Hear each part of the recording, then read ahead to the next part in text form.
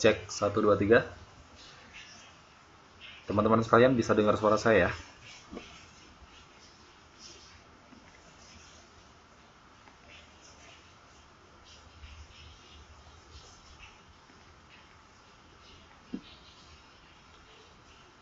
Ya, maaf sekali agak sedikit terlambat. Dari tadi pagi setelah saya bikin kelas itu Wiziknya mengalami error. Biasanya saya upload materi saat setelah saya membuat kelas dan menge-share-nya ya. Jadi waktu itu juga saya sudah upload. Tetapi tadi pagi itu tiba-tiba setelah saya buat kelas dan saya share ke teman-teman kalian, list kelasnya itu nggak masuk, nggak kelihatan. Jadi saya nggak bisa upload materinya. Jadi baru malam hari ini saya bisa upload. Kan dari tadi pagi dari tadi sore saya coba itu nggak bisa masuk. Ternyata memang lagi error.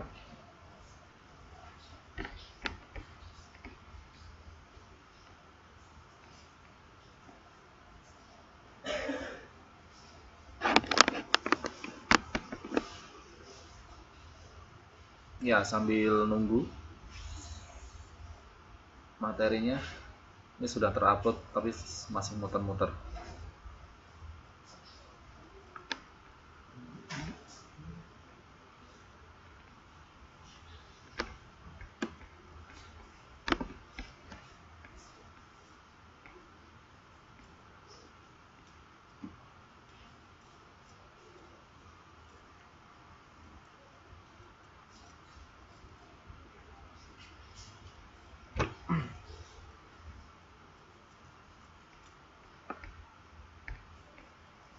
Kenapa nggak muncul ya? Di kalian bisa kelihatan nggak? Di tempat saya belum muncul ya.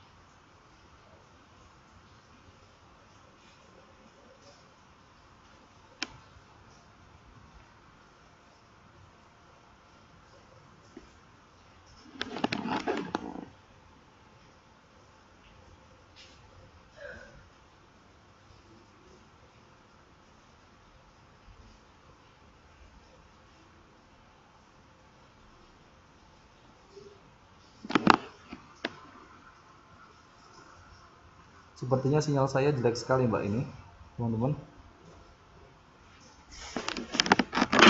Sedang hujan soalnya di luar. Ini putus-putus terus dan whiteboardnya tidak tampak.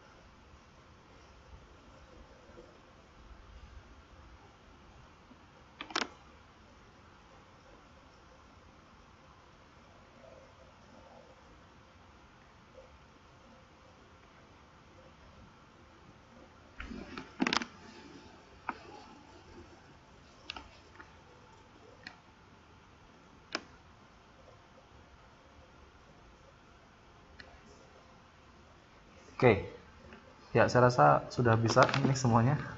Sudah jalan lagi normal. Ini sudah bisa terlihat nggak papan tulisnya?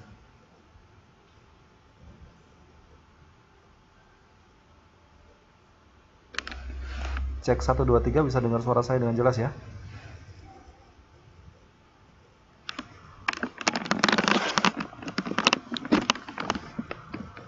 Belum? Itu Mbak Aril sudah bisa lihat.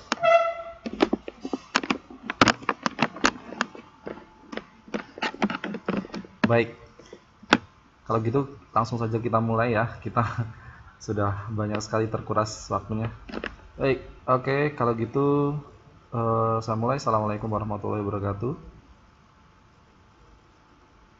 Selamat malam, saya ucapkan selamat datang juga kepada rekan-rekan sekalian. Ada 14 siswa yang sudah hadir pada kesempatan malam hari ini. Malam hari ini teman-teman sekalian kita sudah masuk di pertemuan yang ke-6.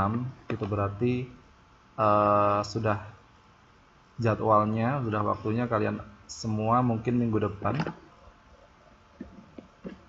Ya, close lagi. Ya, mungkin minggu depan atau mulai, kalau nggak salah sih waktunya untuk UTS itu minggu depan atau mulai hari Sabtu besok. Jadi kalian siap-siap saja. Soal sudah saya kirimkan ke Pak Farih dan nanti tinggal tunggu infonya saja. Untuk UTS saya kira mulai tanggal 25. Jadi besok ya. Besok sudah mulai UTS berbarengan semua mata pelajaran. Jadi tinggal nunggu saja. Soal sudah saya kirim dan insya Allah mudah-mudahan lah biar kalian bisa dapat nilai bagus. Untuk itu sebelum kita mulai materi pada malam hari ini, mari kita buka bersama-sama pertemuan pada malam hari ini dengan berdoa menurut keyakinan dan agama kita masing-masing. Berdoa dipersilahkan.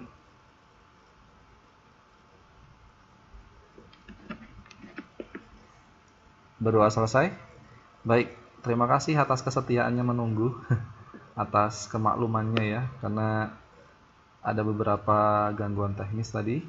Dari tadi pagi saya sudah membuat kelas, sudah saya coba berusaha untuk lost lagi sinyalnya.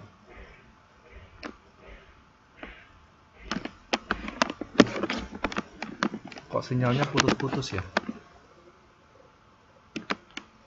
Ya, ini baru putus lagi tadi sinyalnya. Ya, tadi pagi sampai malam tadi ada kesalahan teknis, ada gangguan teknis. Saya tidak bisa upload, bahkan saya tidak bisa buka list kelas yang sudah saya buat. Maka dari itu tadi saya tidak bisa launch atau saya sebentar. Kenapa sih?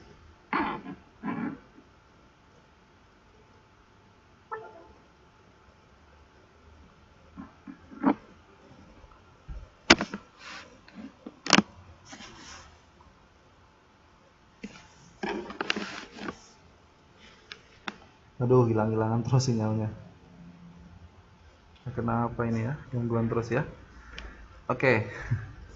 Ya, itu tadi ada gangguan teknis, jadi saya tidak bisa buka list kelas saya, sehingga saya tidak bisa memulai kelasnya. Maka dari itu saya bingung tadi, kemudian ada meeting sejenak dan admin Wizik dihubungi, akhirnya bisa terkoneksi lagi. Ya, kita sudah buang waktu yang nggak lama. Untuk malam hari ini kita masuk ke materi baru teman-teman sekalian. Kalau kemarin kita sudah bahas tentang paragraf induktif dan paragraf deduktif. Untuk malam hari ini pelajaran bahasa Indonesia kita akan lebih mengidentifikasi unsur-unsur yang ada di dalam drama, atau bisa dalam film, atau bisa dalam sinetron dan sebagainya yang mirip-mirip ceritanya kayak drama begitu.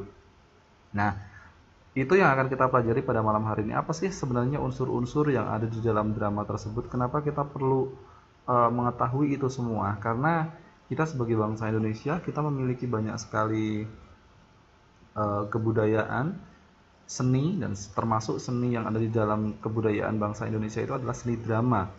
Nah, sebagai masyarakat atau siswa yang baik ya, yang cinta terhadap kebudayaan Indonesia, kita sepatutnya untuk belajar unsur-unsur drama ini. Baik, kita mulai. Mudah-mudahan bisa loadingnya cepat. Oke.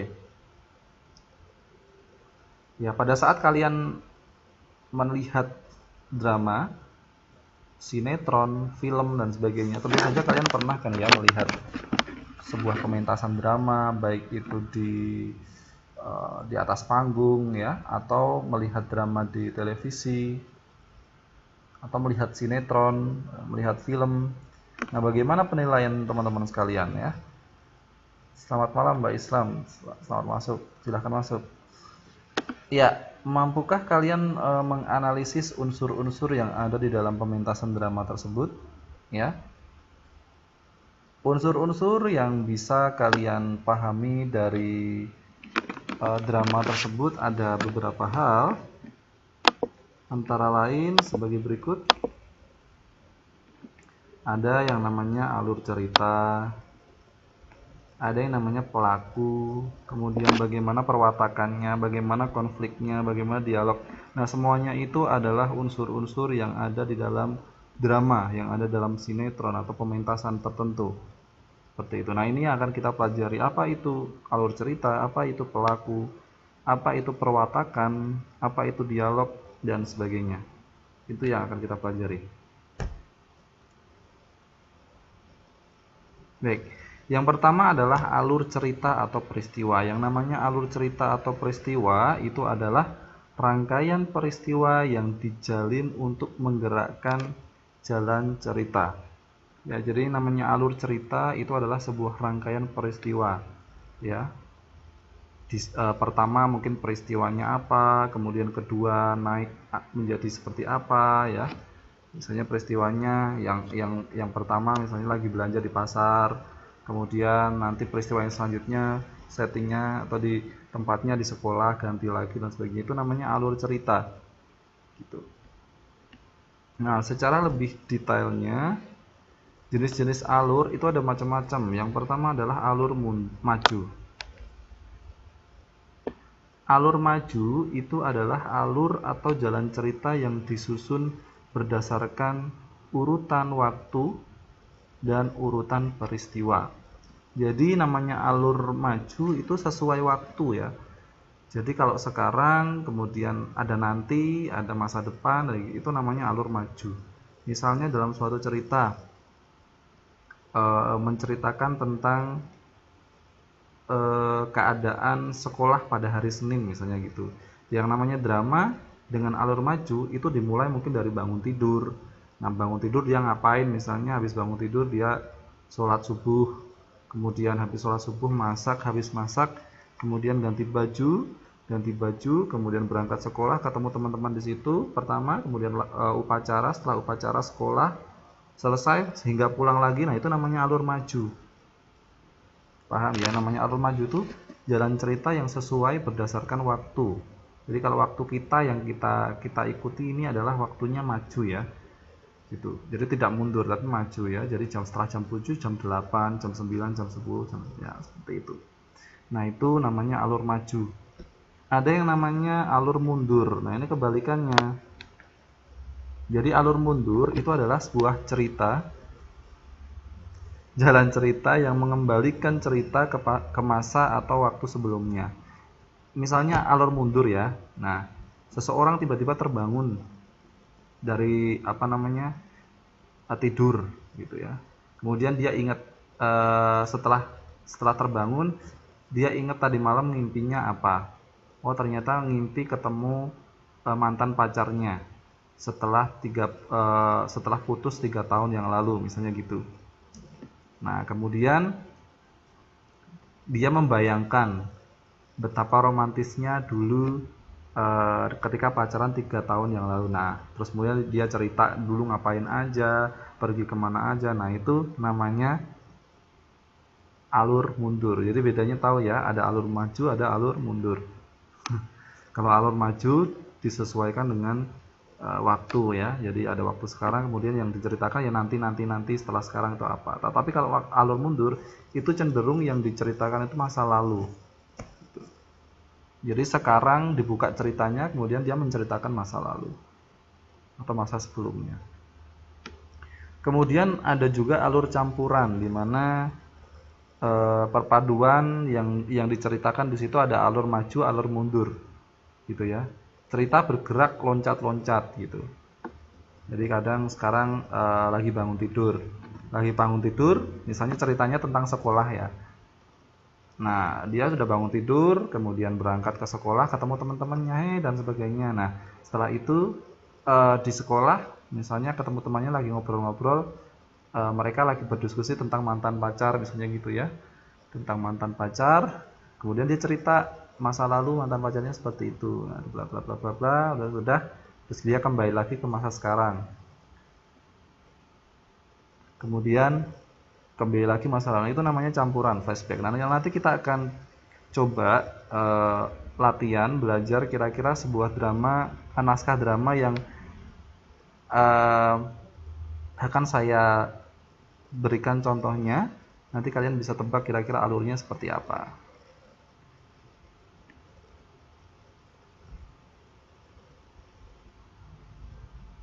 Nah, bagian-bagian alur cerita. Biasanya sebuah alur cerita itu pertama kali dimulai dengan tahap pengenalan. Tahap ini dimunculkan sebuah cerita dengan mengenalkan tokoh-tokoh, situasinya di mana, latarnya bagaimana, waktunya apa, sebagainya dan sebagainya. Ya. Jadi bagian-bagian alur cerita itu pada awalnya itu biasanya mengenalkan pelaku-pelakunya. Tempatnya di mana, kemudian lokasinya seperti apa, situasinya seperti apa, biar penonton itu paham ceritanya mau bagaimana. Kemudian tahap peristiwa. Tahap peristiwa ini merupakan tahap dimunculkannya suatu peristiwa sebagai penggerak. Nah, biasanya cerita itu dimulai dengan peristiwa apa? Sebentar, di buku halaman berapa ya? Saya bukakan dulu, Mbak. Komputernya juga agak sedikit lemot. Halaman, sebentar. Ada yang tahu nggak halaman berapa? Soalnya ini saya buka folder aja lama. Coba coba di buku kalian lihat daftar isinya di situ. Kemudian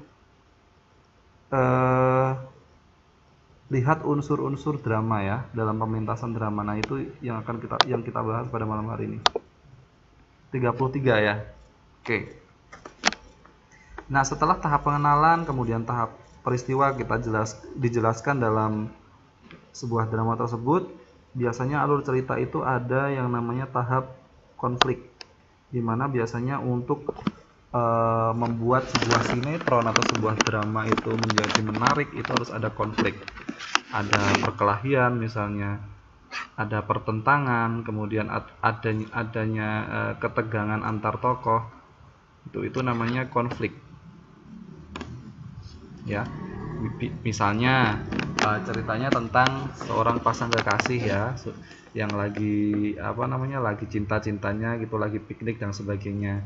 Nah, mereka berdua piknik tuh di Yehlyu Geopark ya, Yehlyu Geopark sana, kemudian lagi foto-foto. Mantannya ada seseorang yang mendekati, kemudian kenalan. Ternyata dia ingat itu mantannya, misalnya gitu. Nah, akhirnya terjadi konflik tuh, pacarnya cemburu dan sebagainya, berkelahi dan sebagainya. Nah, itu biasanya konflik-konflik muncul seperti itu. Atau biasanya yang sekarang lagi demam-demam di sinetron Indonesia itu adalah rebutan harta atau ketuker anaknya dan sebagainya. Nah, itu yang lagi booming di sinetron Indonesia sekarang ini. Kalau saya perhatikan, biasanya rebutan harta, ya, mertuanya tidak suka sama menantunya, gitu.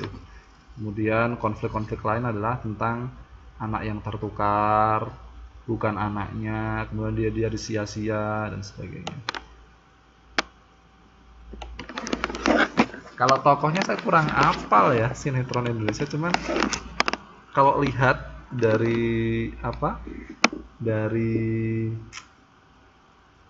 struktur sinetron dari semua stasiun TV swasta sama aja begitu. Saya jarang nonton sinetron soalnya. Kanjeng Dosot siapa lagi? Kemudian setelah konflik muncul, biasanya tahap konflik memuncak ya, tahap permasalahan ketegangan berada pada titik atas, dan biasanya tahap penyelesaian muncul setelah konflik memuncak sampai sinetron atau drama itu tamat, entah itu happy ending atau sad ending ya. Itu drama Korea, saya juga nggak suka drama Korea.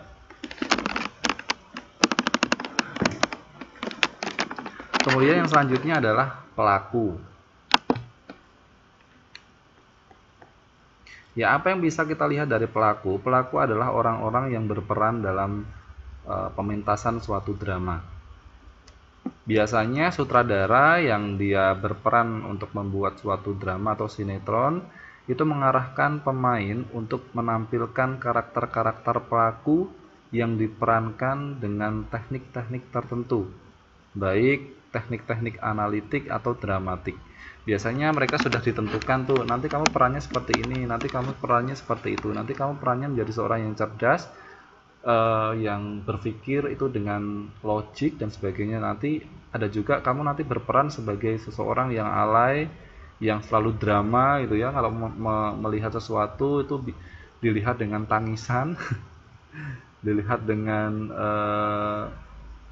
air mata dan sebagainya.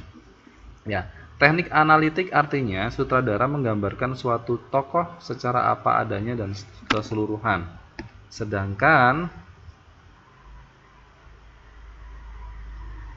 teknik dramatik artinya sutradara itu menampilkan tokoh dengan ciri-ciri fisik tokoh, pelaku tokoh, sifat-sifat tokoh yang menonjol dan sebagainya. Nah, setiap pelaku pasti memiliki watak, sifat, dan karakter masing-masing. Nah, berdasarkan perannya, pelaku atau tokoh itu dibedakan menjadi 3 jenis. Ya, ada yang namanya protagonis, ada yang namanya antagonis, dan ada yang namanya tritagonis. Kalian itu sudah hafal ya. Protagonis itu adalah aktor-aktor yang dia baik gitu ya, tertindas gitu ya kalau di sinetron Indonesia. Jadi dia aktor menjadi orang yang baik, nangisan dan sebagainya. Ada juga aktor antagonis. Kalau dulu saya pernah lihat sinetron zaman dulu yang lagi booming itu ketika saya SD itu, karena semua orang nonton ya, Tersanjung kalau nggak salah judulnya. Wah, antagonis semua itu isinya sinetron. Sinetron Tersanjung itu isinya perannya antagonis semua, hampir semuanya antagonis. Yang protagonis itu bisa dihitung dengan jari, yang hobinya cuma nangis, disiksa, dikurung gitu ya, dijambak, diracun gitu. Dan ada juga yang tritagonis. Tritagonis itu ya tidak baik, tidak jelek. Jadi dia sedengan. Dia biasa-biasa aja gitu. Tengah-tengah ya, netral. Ya, itu berdasarkan perannya ya. Jadi kalau kalian melihat suatu pementasan, melihat suatu sinetron gitu ya, drama, tentu saja kalian akan dengan mudah menganalisis. Itu kok jahat banget ya? Kayak eh, perannya Mak Lampir gitu misalnya ya. Jahat banget itu ya, sukanya menganiaya dan sebagainya. Berarti dia termasuk antagonis. Nah, yang itu tersiksa, perannya baik gitu, jadi orang kalem dan sebagainya. Oh, ternyata dia protagonis. Ada yang dia cuma tritagonis, ya biasa-biasa aja, netral, nggak memihak sana, nggak memihak sini gitu ya. Itu tritagonis. Ya.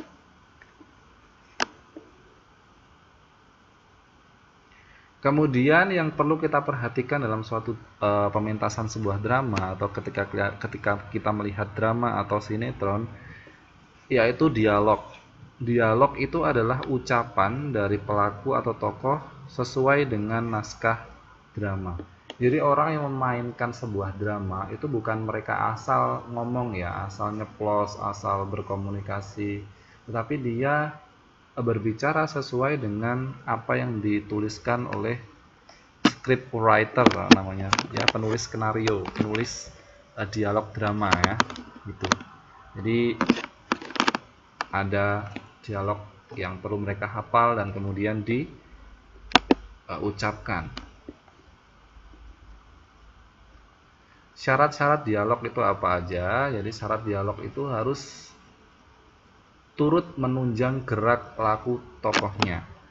Ya, dialog harus dipergunakan untuk mencerminkan apa yang telah terjadi sebelum cerita itu, apa yang terjadi di luar panggung selama cerita itu berlangsung, dan harus pula dapat mengungkapkan pikiran-pikiran serta perasaan-perasaan para tokoh yang berperan di atas pentas. Jadi kalau seseorang memintaskan sebuah drama, sebuah sinetron gitu ya, seseorang tersebut itu harus meresapi ya. Jangan kalau berkomunikasi atau berdialog itu nadanya datar aja. Jadi nanti penonton tidak akan bisa menangkap apa yang diusung dalam cerita tersebut. Misalnya dalam skrip tersebut, dalam suatu skenario dialog tersebut dia harus marah-marah misalnya. Tokoh antagonisnya harus marah-marah, ketemu sama tokoh protagonis harus marah-marah misalnya ya. Misalnya kata-katanya, "Hei, kurang ajar kamu," gitu ya. "Kurang ajar kamu, kamu nyolong duit saya ya. Saya panggilkan polisi kamu." Itu misalnya gitu. Harus dengan nada lantang, tetapi dia mengungkapkannya dengan nada datar. "Hei, kamu kurang ajar," kayak gitu. "Kamu sudah mencuri duit saya akan panggilkan polisi." Nanti kan itu feel-nya nggak dapet. Ya, jadi cerita yang ada di dalam drama yang seharusnya disetting marah-marah, tetapi dia pengucapannya datar dan tidak ada intonasinya sama sekali, nanti kan ceritanya jadi nggak dapet itu. Jadi nggak bisa dirasakan, nggak bisa diresapi gitu ya. Jadi yang namanya dialog itu harus menunjang gerak laku tokohnya. Jadi kalau pas dapet dialognya harus berekspresi, harus marah-marah, ya diucapkan dengan intonasi dan nada yang marah-marah, jangan nada yang datar gitu. Nanti tidak akan bisa dapat filmnya gitu. Kalau Oneng itu ya bajuri itu ya, saya suka itu aktingnya. Ya, itu dialog. Ya, dialog yang diucapkan di atas pentas lebih tajam dan tertib daripada yang kita lakukan dalam kehidupan sehari-hari. Tidak ada kata yang terbuang begitu saja. Para tokoh harus berbicara jelas dan tepat sasaran. Dialog harus juga disampaikan secara wajar dan alamiah. Jadi memang kesannya dibuat-buat ya, tetapi dibuat-buat di situ harus berdasarkan cerita yang dituliskan oleh sutradara, apa yang dimau oleh sutradara, dan setidaknya sebuah dialog yang dibuat itu tidak membuang-buang kata. tidak mengucapkan kalimat-kalimat atau dialog-dialog yang tidak perlu, sehingga itu bisa mengefisienkan waktu, bisa mengefisienkan durasi gitu ya, jadi biar tidak lama-lama gitu.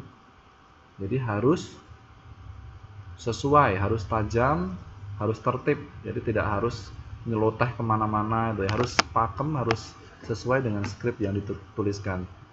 Tidak lantas misalnya di skrip dituliskan di situ cuma ngomong 2 kalimat, kemudian dia berimprovisasi hingga sampai 15 menit ngomongnya, ditambah-tambahin sendiri, itu kan membuang-buang waktu ya. Jadi kata-katanya terbuang percuma dan tidak mendukung dalam sebuah cerita. Nah, itu tidak bagus. Harus secara urut runtut, dan dialog itu sehendaknya harus disampaikan secara wajar dan alamiah gitu. Nah, ini yang perlu kalian pahami juga. Di dalam sebuah drama itu ada yang namanya latar. Latar itu apa? Latar itu adalah tempat, suasana, ruang, dan waktu terjadinya cerita dalam pementasan sebuah drama. Jadi dalam drama itu kadang-kadang sudah di-set ya.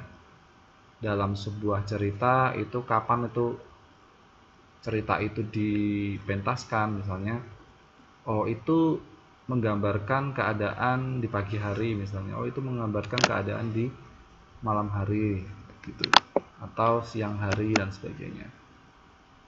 Nah, latar ini meliputi yang pertama tempat.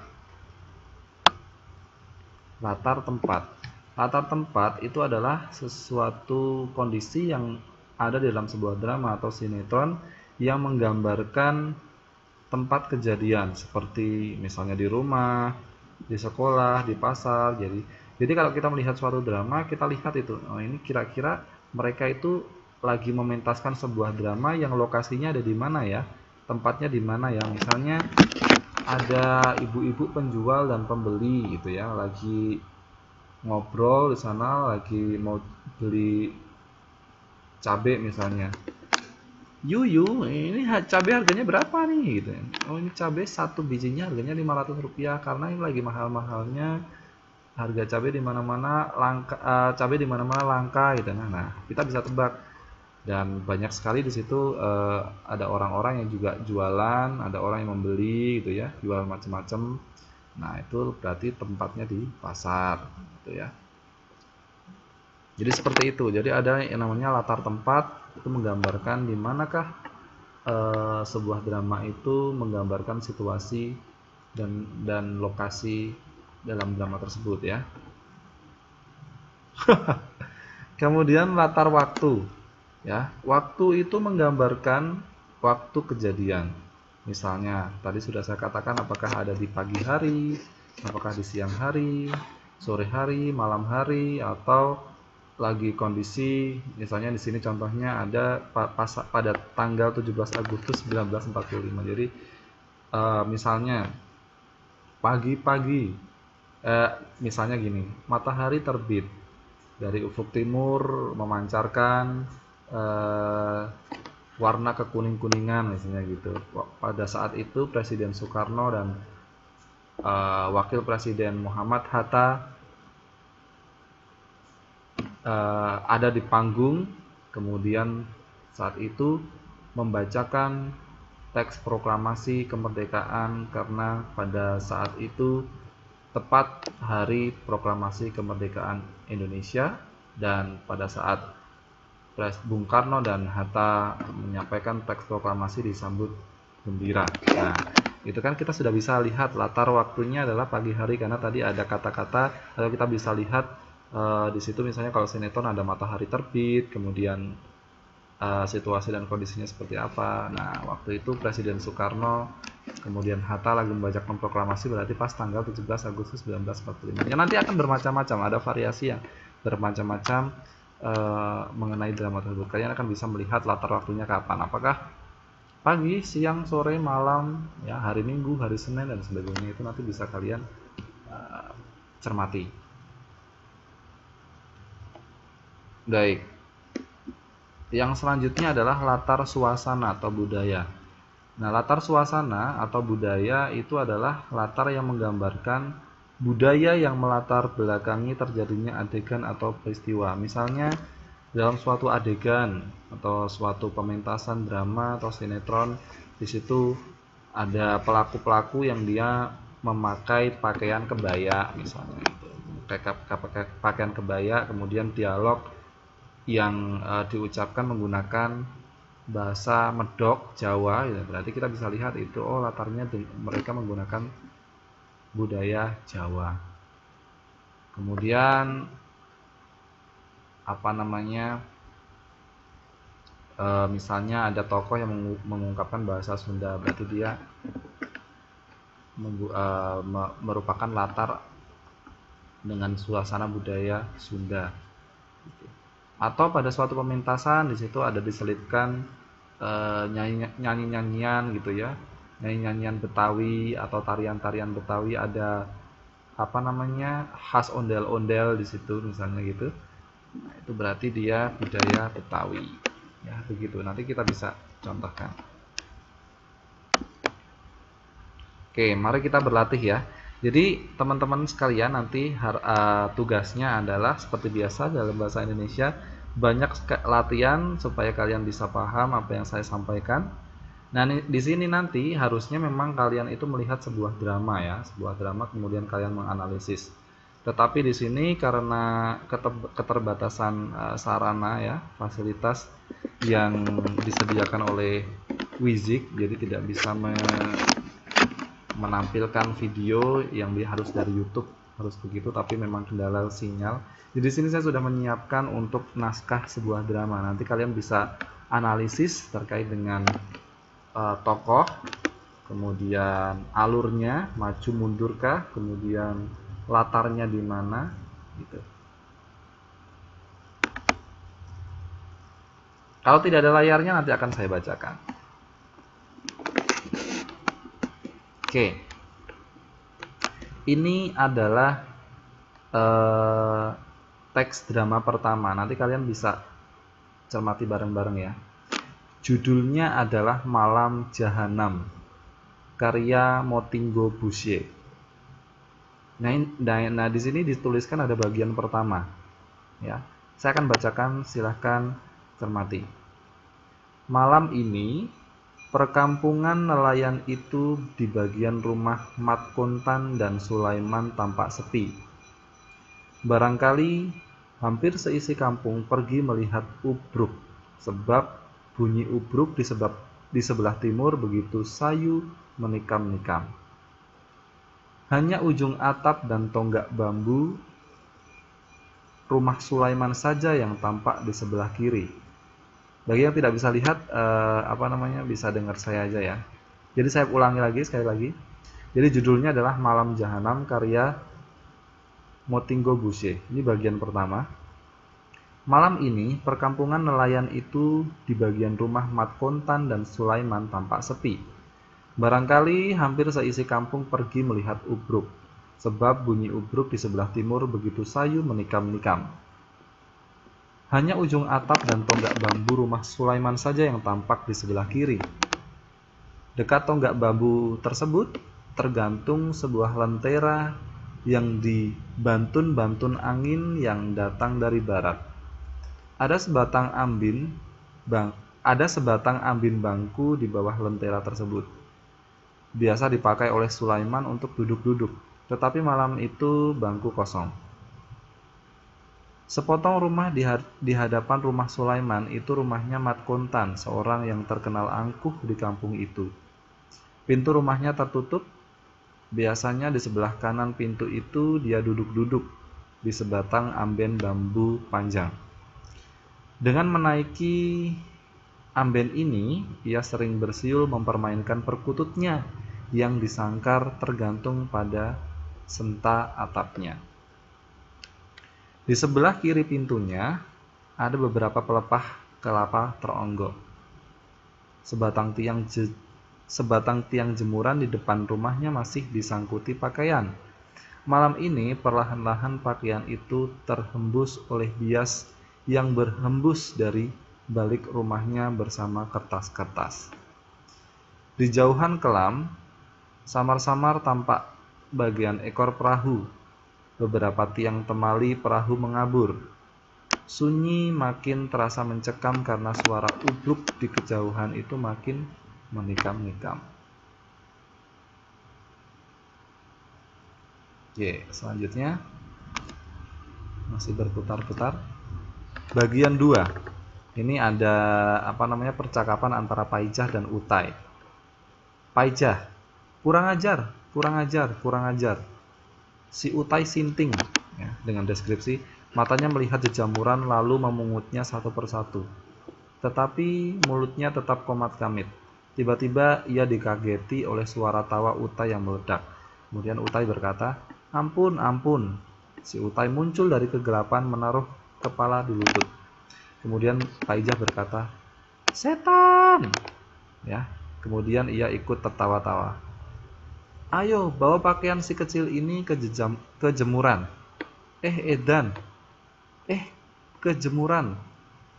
Kemudian si Paijah itu terus melatah. Bukan, ke dalam. Saya kira saya mau dicipo tadi." Ya, sambil mengambil pakaian. "Saya sudah panas dingin tadi." Sambil tertawa pendek, ia masuk. Kemudian Paijah berjalan menuju ambin di muka rumahnya, duduk, kemudian bernapas lega. Tak lama kemudian Utai keluar, dia masih tertawa-tawa. Si Utai berkata, "Si kecil tidur lagi biarpun kepalanya panas."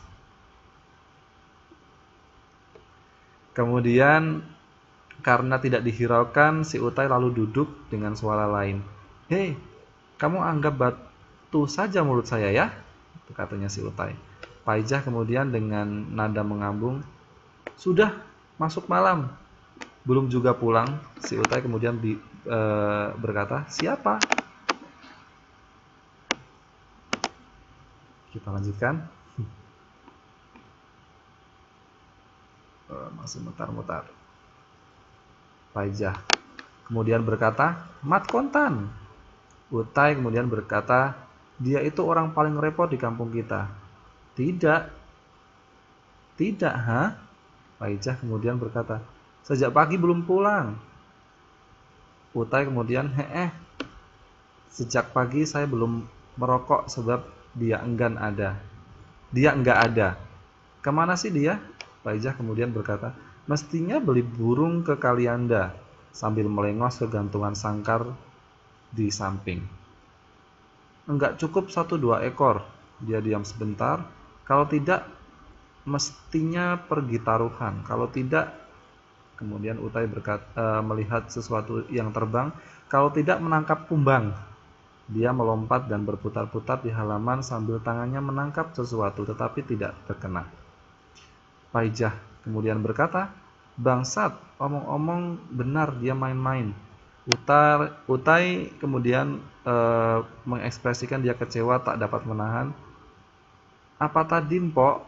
Apa?" Paijah kemudian berkata, "Si Kontan, lakiku, Mat Kontan." Suara tangis bayi di dalam kemudian mengagetkan Paijah. Paijah kemudian berkata, "Duh, si Kontan kecil menangis lagi tuh.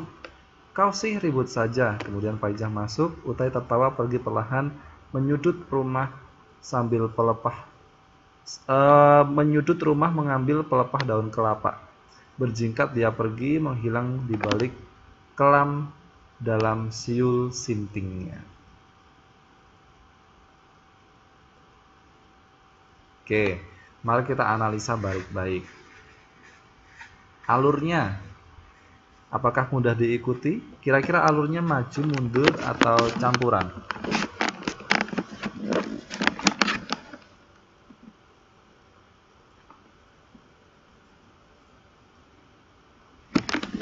Yang tadi yang saya bacakan, kira-kira alurnya maju, mundur, atau campuran?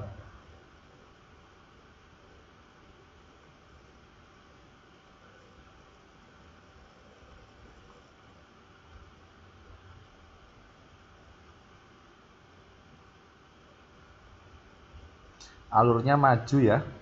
Jadi dia tidak menceritakan sesuatu hal yang kemarin-kemarin, tetapi dia langsung maju terus sesuai dengan waktunya.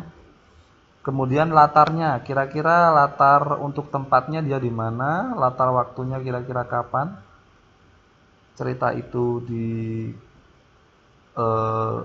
pentaskan atau cerita itu diceritakan. Tempatnya di mana kira-kira?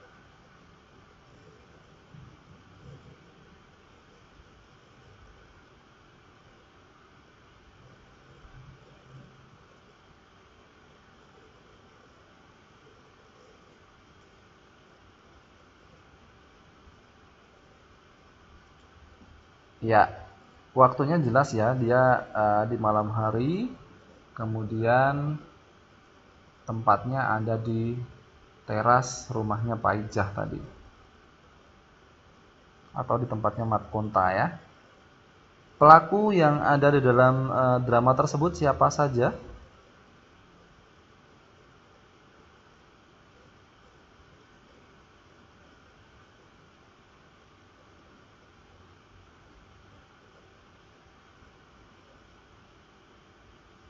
Pelakunya adalah Paijah dan Untai, ya. Paijah dan Untai. Wataknya gimana? Si Untai gimana? Paijah gimana?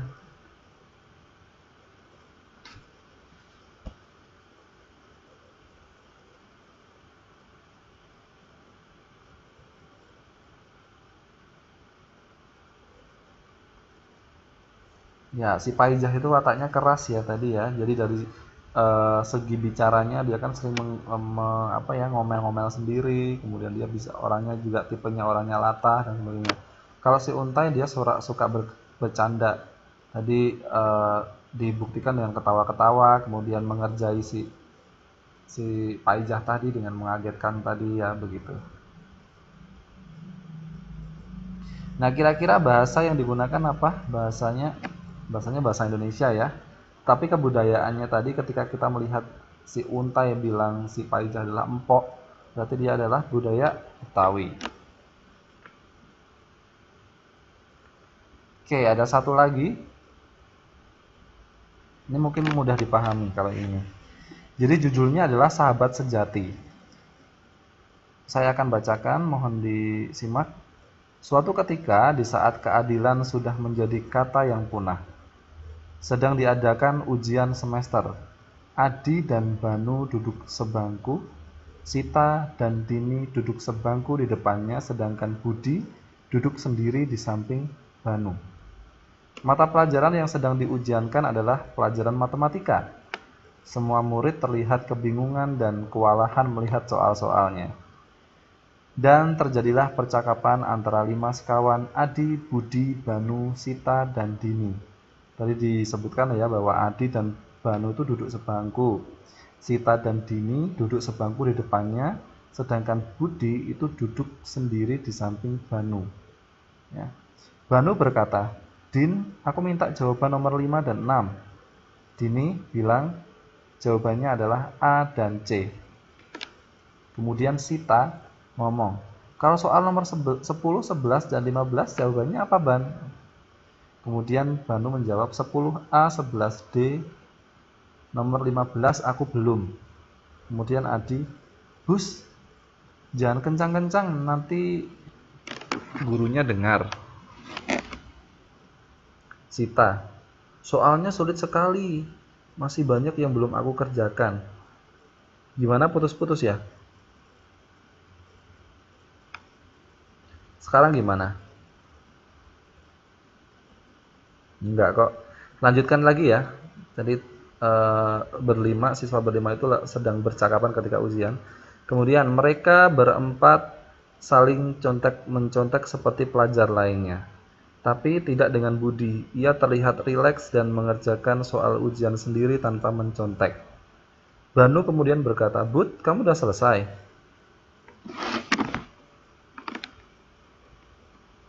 Budi bilang, "Belum, tinggal 3 soal lagi." Banu kemudian, "Aku minta jawaban nomor 5 sampai 20, Bud." Budi bilang, "Tidak bisa, Ban." Ya, kemudian selanjutnya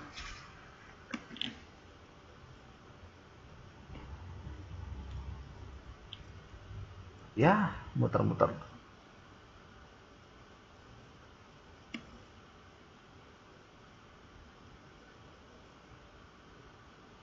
Waduh, lama. Mana waktunya tinggal 4 menit lagi nih. Dan nggak bisa di-extend karena setelah ini kan ada kelas PPKN ya.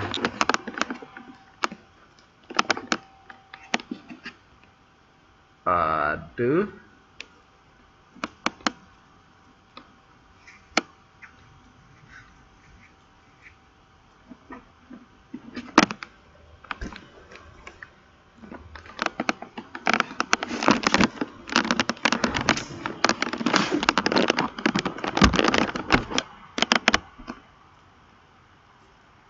Waduh, sekarang malah hilang ya.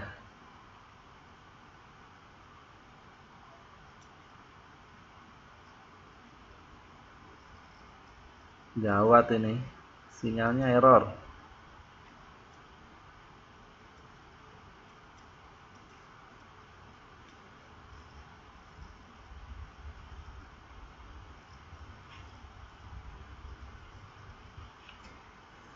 Baik, gini aja mungkin ya. Nanti akan saya berikan PowerPoint-nya saja karena waktunya tinggal 2 menit lagi dan tidak bisa saya extend.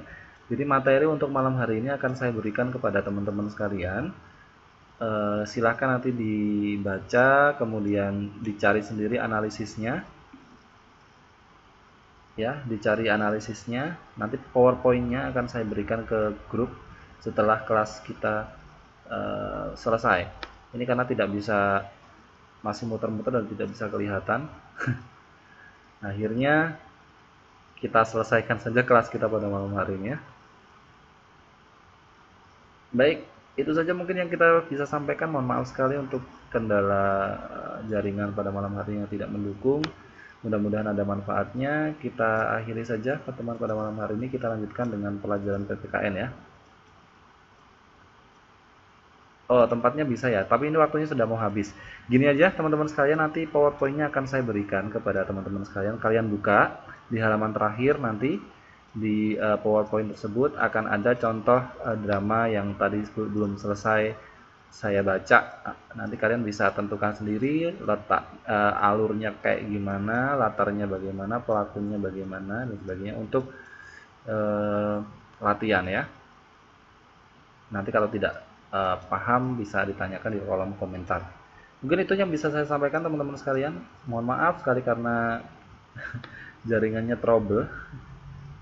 Jadi mudah-mudahan ada manfaatnya. Kita lanjutkan di kelas PPKN. Kita akhiri. Assalamualaikum warahmatullahi wabarakatuh dan selamat malam.